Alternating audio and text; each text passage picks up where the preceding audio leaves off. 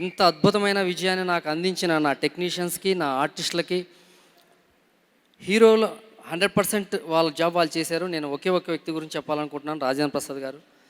ఈ cinema rush చూసి 4 రోజులు రష్ చూసి నేను ఫోన్ చేసి చెప్పాను ఆయనకి, ఈ సినిమాను మీరు భుజాల మీద మోసుకొని వెళ్ళిపోయారు, ఈ సినిమా హిట్, నేను నమ్ముతున్నాను ఇది, ఇంకా ఇందులో ఎవరు ఏం చెప్పినా నేను నమ్మను.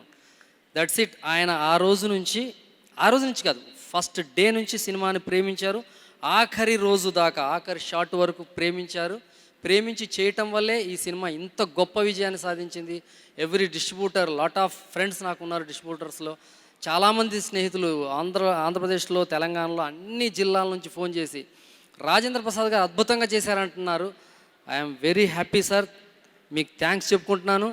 మీరు మరిన్ని సినిమాలు నా సినిమాలో చేయాలని మనస్ఫూర్తిగా కోరుకుంటున్నాను.